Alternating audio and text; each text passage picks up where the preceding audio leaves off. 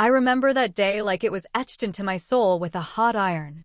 It was a rainy afternoon in late spring, the kind where the sky hangs low and heavy, like it's carrying the weight of secrets it can't hold anymore. I was in the garage, rummaging through old boxes for some holiday decorations we'd stashed away last Christmas. My hands were dusty, and I was humming an old tune to myself, trying to shake off the weird feeling that had been nagging at me for weeks. That's when I knocked over a stack of paint cans, and there it was tucked behind them, wrapped in an old rag like some forbidden artifact. A phone. Not my husband's usual one, the sleek iPhone he carried everywhere. This was a cheap burner, the kind you see in movies when someone's up to no good. My heart skipped a beat. Why would Mark have this? I picked it up with trembling fingers, and as I pressed the power button, a chill ran down my spine. The screen lit up, no passcode, just straight to the home screen.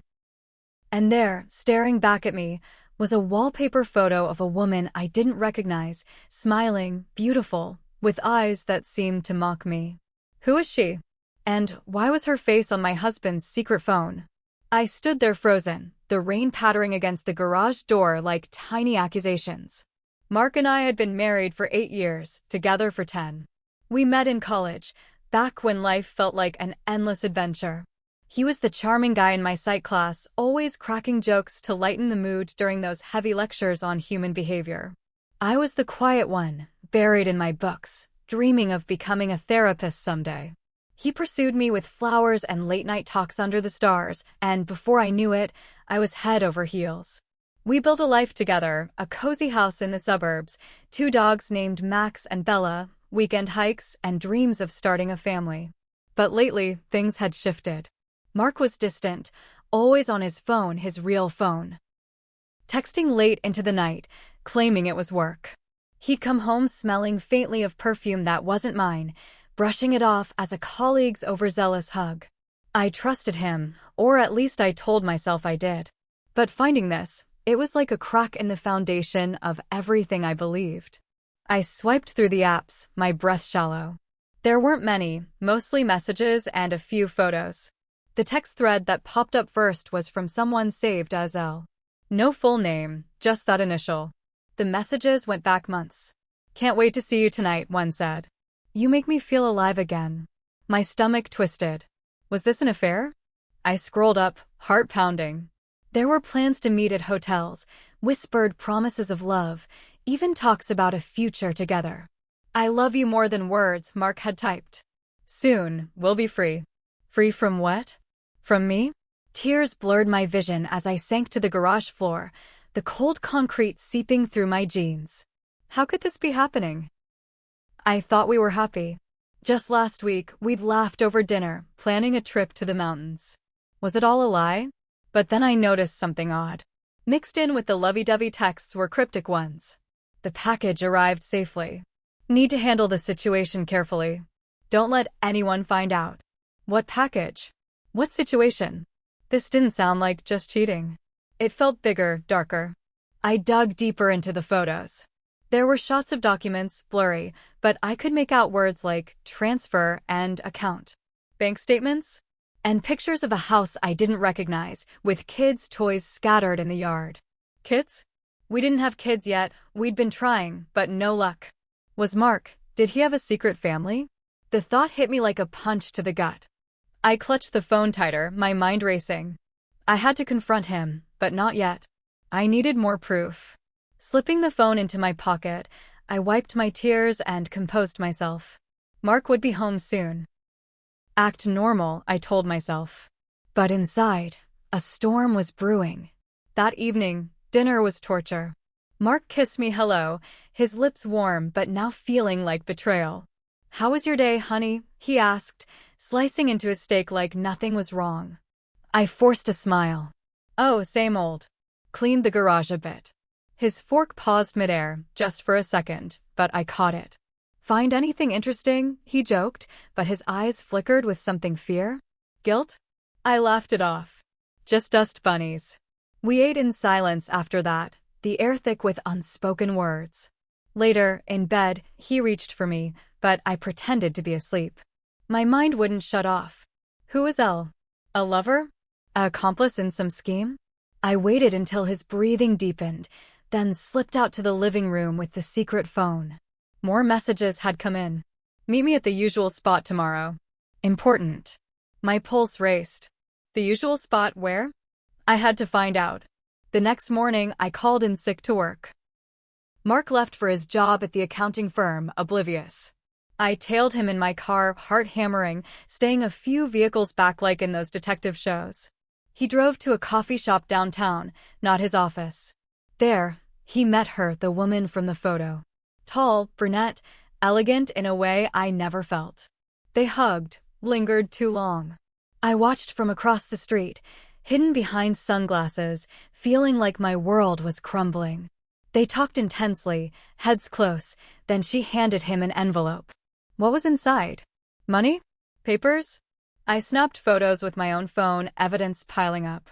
But as they parted, she looked sad, wiping a tear. Was she in on whatever this was, or a victim too? Back home, I pored over the secret phone again. More texts. The kids are asking about you. Kids again. My God. I searched the contacts, only a few numbers. One labeled document. Doctor? Was someone sick? I called it, but hung up when a voicemail picked up. You've reached Dr. Ellis, oncology specialist. Oncology. Cancer. Was Mark sick? Hiding it from me? But that didn't fit with the affair vibes. Or did it? Maybe Elle was a support person, but no, the messages were too intimate. I felt like I was unraveling a knot that kept tightening. Days blurred into a haze of suspicion. I started checking his real phone when he showered, finding deleted emails about wire transfers. Thousands of dollars to an unknown account. Was he embezzling? Gambling? Supporting a mistress? I confronted small things. Who's texting you so late? But he always had excuses. Client overseas. Lies, I knew now. One night, I followed him again. He went to that house from the photos, a modest place on the outskirts. Through the window, I saw him with her, and two little kids running to hug him. Daddy, they called. Daddy. The word echoed in my head like a death knell. He had children. With her. How long? Our whole marriage? I drove home sobbing, the road blurring through tears. How could he do this? I thought of our infertility struggles, the doctor's visits, my heartbreak each month. Was he relieved? Living a double life while I suffered? I hid the phone back in the garage, planning my next move. Divorce? Confrontation? But I needed the full truth. Little did I know, the shattering was just beginning. That night, sleep evaded me like a ghost slipping through my fingers. I lay there staring at the ceiling, replaying every moment of our life together, searching for the cracks I must have missed. Mark snored softly beside me, oblivious to the war raging in my heart. How could he sleep so peacefully while carrying such deception? The image of those kids calling him daddy burned in my mind. They looked about 4 and 6, old enough that this affair must have started years ago, maybe even before we said our vows. The thought made bile rise in my throat. I slipped out of bed again, padding downstairs to the kitchen. Pouring a glass of wine, I sat at the table, the secret phone in my hands once more. I had to know more. Scrolling through older messages, I found one from 2 years back. The baby is healthy. Can't wait for you to meet her. A baby. Another child? But the photos showed only 2 kids. Miscarriage? Or something worse? The wine soured in my stomach as I delved deeper. There were voice memos too, short clips of Elle laughing, saying, "I miss you, my love." Her voice was soft, melodic, everything I wasn't. I felt ugly, inadequate. Why her? What did she have that I didn't? Then a memo from Mark. I hate lying to her, but it's for the best. Soon, it'll all be over. Over? What did that mean? Divorce? Or something more sinister? My mind spiraled to dark places, poison, accidents. No, that was crazy. Mark wasn't violent. He was the guy who rescued spiders from the house instead of killing them. But people change, or maybe I never knew him at all. The next day, I decided to dig into Elle. Using the number from the phone, I reverse searched it online. It led to a name, Laura Simmons. A quick social media stalk revealed her profile, private, but her bio said, "Mom of 2 angels, living my best life." Angels. The kids.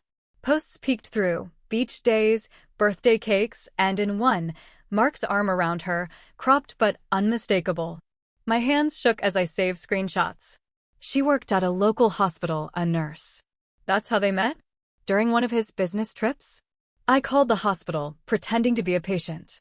Laura's on shift today, the receptionist said. Perfect. I drove there, heart in my throat. Parking across the street, I waited. Hours ticked by, but finally, she emerged, scrubs on, looking tired but beautiful. I followed her to a grocery store, watching as she loaded bags into her car. Normal life, but built on my ruins. Back home, Mark was cooking dinner, pasta, my favorite. Surprise, he said, smiling. I forced enthusiasm. Looks great. Over dinner, I probed gently. Ever think about kids again? His face clouded. Someday maybe. Liar. He already had them. That night, another text on the secret phone. The doc says it's progressing. We need to talk. Progressing? The oncology link. Was Laura sick?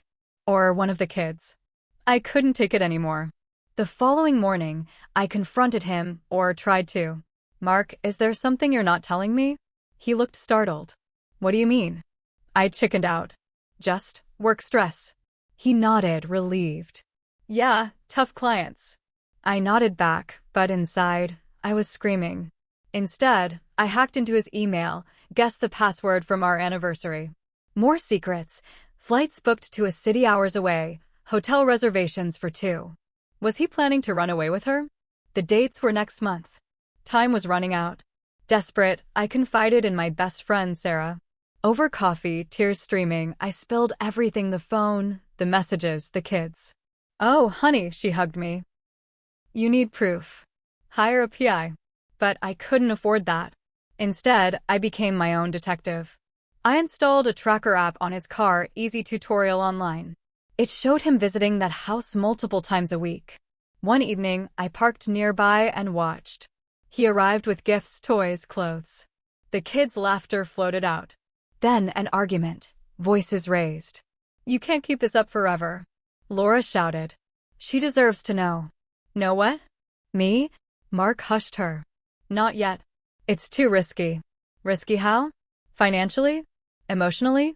I drove away, mind reeling. Back home, I searched our finances. Hidden accounts, money siphoned off. Tens of thousands. For them? Or blackmail? The oncology voicemails nagged at me. I called Dr. Ellis again, this time leaving a message as Mark's wife. Hours later, a call back. Mrs. Thompson? I'm sorry, but patient confidentiality. Please, I begged. Is my husband sick? Silence. No, but I can't discuss Laura's case. Laura. She was the patient. Cancer? That explained the progressing. But why the secrecy? Was Mark supporting her through it? But the kids called him daddy. DNA? A fair child? The puzzle pieces didn't fit perfectly. I needed more. That night, Mark came home late, exhausted. Long day, he muttered. I nodded, but slipped the tracker data into conversation. You were out east side? He froze. How'd you know? Traffic app. He bought it, but suspicion lingered in his eyes. The tension built like a pressure cooker. I started having nightmares, Mark leaving, kids mocking me, Laura triumphant. Waking in sweats, I'd check the phone. New message. The test results are in. Call me. What tests? I tailed him to the hospital next. He met Laura in the lobby, hugging her tightly. She was crying. Bad news? I snuck closer, hiding behind a pillar. It's stage 3, she whispered. Chemo starts soon. Mark, I'll be there every step. The kids too. Kids. His kids? They need their father, she said. Father. Confirmed. My world tilted. But then your wife. She can't find out about the donation. Donation? What? I backed away, confused. Donation, money? Organ? Bone marrow? Was that it? Mark donating to save her? But why hide the kids? It didn't add up. I needed to see those test results. Breaking into the house crossed my mind, crazy, but desperation breeds madness. Instead, I waited for the next meetup. The usual spot, a park, from GPS data. I hid in bushes, watching. They sat on a bench, talking softly. The marrow match is perfect, Laura said.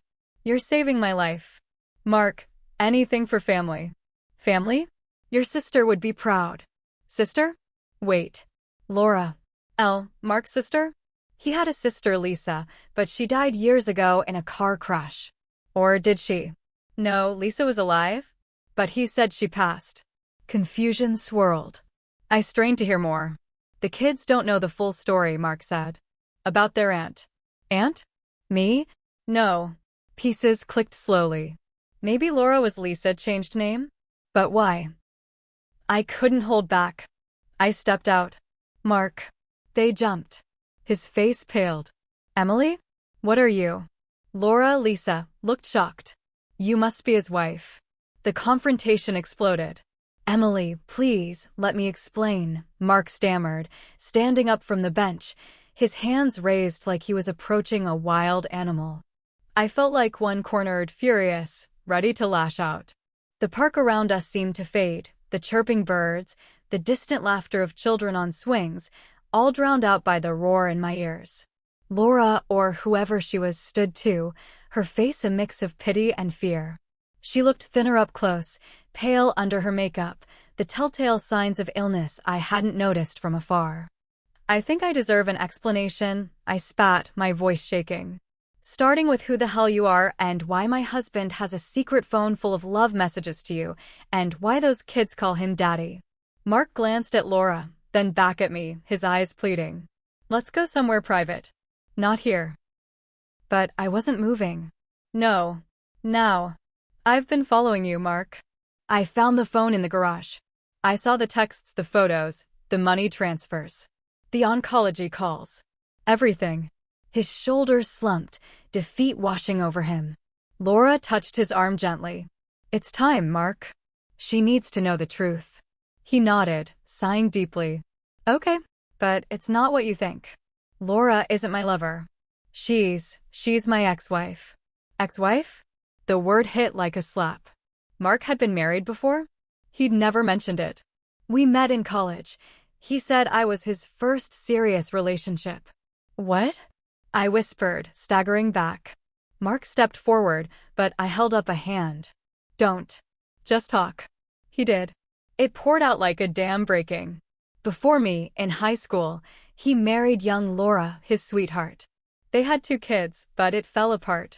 Divorce, messy custody. He moved away for college, starting fresh, burying the past. I didn't tell you because I was ashamed, he admitted. I failed them. But I stayed involved secretly. The phone was for that, coordinating visits, support. But the love messages? Platonic now, Laura interjected. We're friends, co-parents. The I love you is familial. The kids his yes. 4 and 6. He'd been sending money, visiting when he could, hiding it all from me. Why? Because of our infertility, Mark said softly. I didn't want to hurt you more. Knowing I had kids, it felt cruel. Tears welled in his eyes. I love you, Emily. This was to protect you. Protect me? Rage boiled. By lying? Building a double life. I turned to Laura. And the cancer? She nodded. Leukemia. Diagnosed 6 months ago. Mark's a bone marrow match. He's donating anonymously to avoid complications with you. The package, the situation, all medical. The soon will be free after the transplant, no more secrets? But he planned to keep hiding. I felt shattered, pieces of my trust scattering like glass. How could you? I sobbed. Mark reached for me. I'm sorry. I was scared. But I pulled away.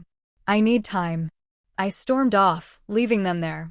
Driving home, emotions crashed over me, betrayal, hurt, but also pity for Laura, confusion for the kids.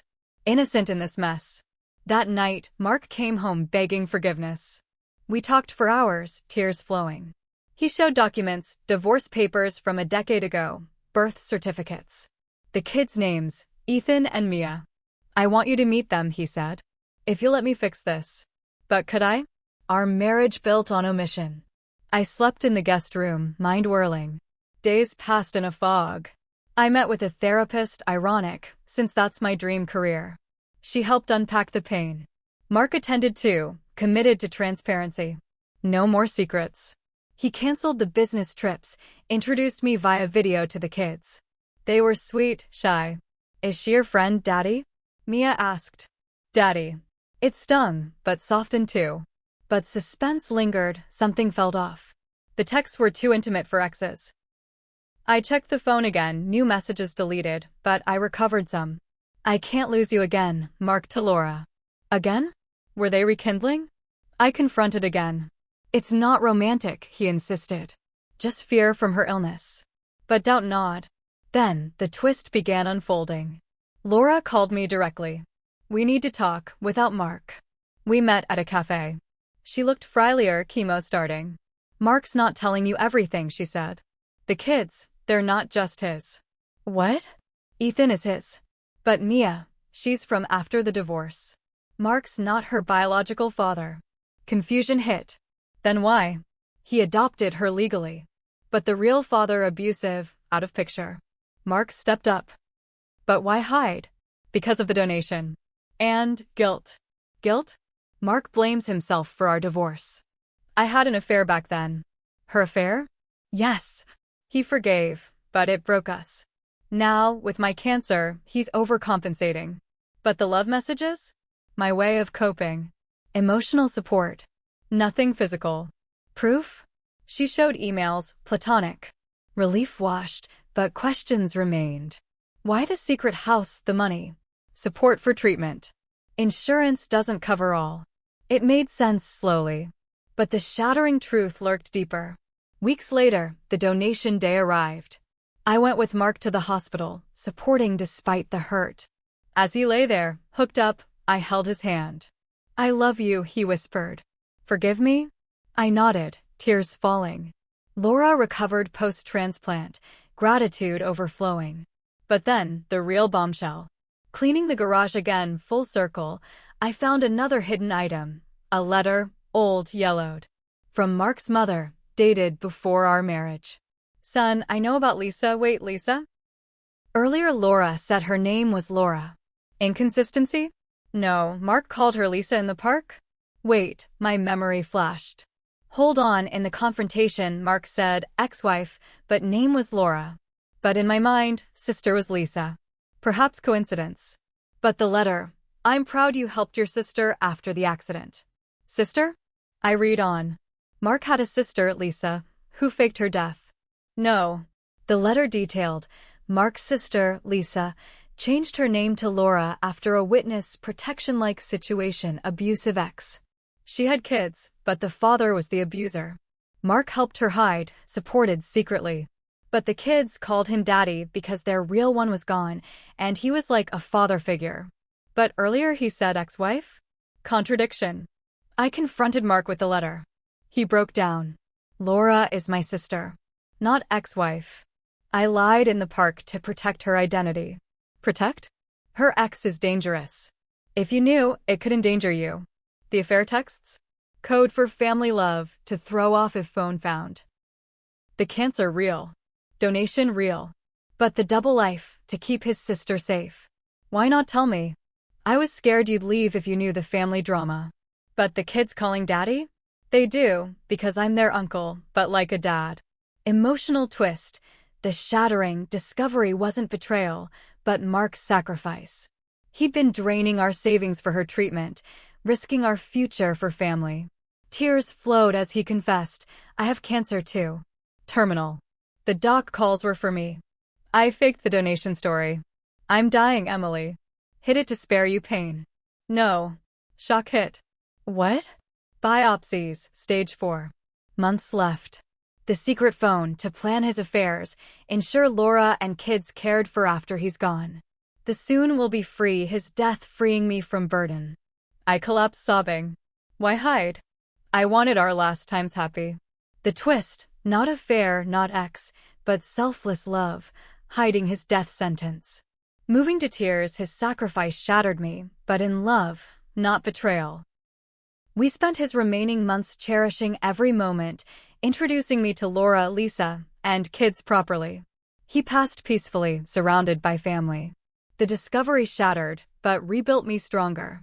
In those final months, Every day felt like a precious gift wrapped in heartache. Mark's diagnosis was pancreatic cancer, aggressive and unforgiving. He'd known for a year, symptoms dismissed as stress until too late. The secret phone wasn't just for Laura, it was his lifeline to doctors, support groups, even a bucket list of sorts. Messages to Laura, his sister, were about tying loose ends, ensuring she'd be okay. The love was sibling bond, deepened by impending loss. The kids, Ethan and Mia, weren't his biologically, but he loved them fiercely. Their real father, Laura's ex, had been abusive. Mark helped her escape, change identity. Daddy was their term of endearment for the man who saved them. I quit my job to care for him, turning our home into a sanctuary. Mornings were coffee on the porch, watching sunrises. "Remember our first date?" he'd say, smiling weakly. "You spilled soup on your dress." I'd laugh through tears. Afternoons, walks with the dogs, slow and labored. Evenings, stories, his childhood, regrets, dreams for me. "Find love again, Emily. Promise." I'd shake my head. "You're my love." Laura visited often, kids in tow. At first awkward, but bonds formed. Mia drew pictures for Uncle Mark. Ethan shared video games. "Why is Daddy sick?" Mia asked once. We explained gently, hearts breaking. "The money transfers for Laura's treatment?" "No," Mark's lie. "It was for a trust fund for the kids, and experimental treatments he tried secretly. The donation a red herring to cover his own hospital visits." As he weakened, truths emerged. "Why hide?" "I saw my father die slowly," he confessed. "Mom suffered. Didn't want that for you." Selfless to a fault. But it robbed us of time to prepare. Anger mixed with love. "I would have fought with you," I said. He nodded. "I know now." One night, he worsened, pain meds not enough. Hospital bound. There, holding his hand, he whispered, "The phone, there's a video for you." After he slipped into coma, I watched. Tearful Mark, "Emily, my love. If you're seeing this, I'm gone. Thank you for the best years. Live fully. I love you eternally." Sobs racked me. He passed 2 days later, peaceful. Funeral small, intimate. Laura and I clung together, sisters in grief. The kids' tears innocent, pure. "Daddy's in heaven," I told them. Months on, the shattering lingers, but healing begins. I meet the kids weekly, and now. Started therapy practice, honoring dreams. Mark's love echoes, teaching forgiveness, strength. The discovery shattered, but revealed depths of love I never knew. In pain, beauty. He protected till end. Thank you for listening to my story. Please don't forget to share, subscribe, and comment.